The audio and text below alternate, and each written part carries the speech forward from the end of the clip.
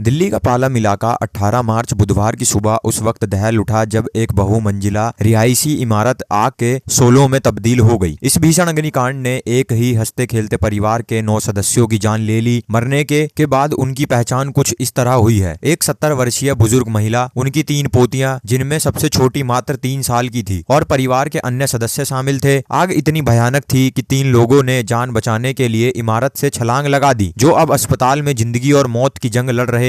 लेकिन इन मानवीय त्रासदियों के बाद जो हुआ उसने दिल्ली की सियासत को शर्मसार कर रख दिया है। 20 मार्च को जब दिल्ली के पूर्व मुख्यमंत्री अरविंद केजरीवाल, आतिशी और सौरभ भारद्वाज पीड़ित परिवारों से मिलने पहुंचे तो वहां संवेदनाओं के बजाय सियासी रण छिड़ गया। अरविंद केजरीवाल एयरपोर्ट से सीधा पालम पहुंचे। उन्होंने बताया कि वह गोवा में चुनाव ऑब्जर्वर के तौर पर गए हुए हैं, लेकिन जैसे ही उन्हें इस दुखद खबर का पता चला वह तुरंत दिल्ली लौट आए। केजरीवाल के वहां पहुंचते ही स्थिति तनावपूर्ण हो गई। आम आदमी पार्टी का आरोप है कि बीजेपी नेता कुलदीप सोलंकी और उनके समर्थकों ने आम आदमी पार्टी के प्रतिनिधियों पर हमला किया। मौके पर मौजूद प्रत्यक्षदर्शियों के अनुसार वहां जमकर हंगामा देखने को मिला। कुर्सियां फेंकी गई और तीखे नारेबाजी हुई। केजरीवाल ने भावुक होते हुए कहा कि जिस परिवार ने अपने 9 सदस्यों को खो दिया, उनसे सहानुभूति जताने की बजाय भाजपा कार्यकर्ता वहां गुंडागर्दी कर रहे हैं। उन्होंने इसे राजनीति की नीचता करार दिया और आरोप लगाया कि भाजपा उन्हें पीड़ित परिवारों से मिलने से रोक रही है और उन्हें धमका रही है। इस हंगामे के बीच सबसे बड़ा आरोप फायर ब्रिगेड की कार्यप्रणाली पर लगा है। आम आदमी पार्टी के नेता सौरभ भारद्वाज और अरविंद केजरीवाल दोनों ने दावा किया कि जब दमकल की गाड़ियां मौके पर पहुंची तो उनकी हाइड्रोलिक लिफ्ट और सीढ़ियां काम नहीं कर रही थीं। सौरभ भारद्वाज ने कहा कि अगर फायर ब्रिगेड की मशीनें समय पर खुल जाती तो शायद उन 9 जिंदगियों को बचाया जा सकता था। भाजपा के स्थानीय नेता ने इन आरोपों को गलत बताते हुए कहा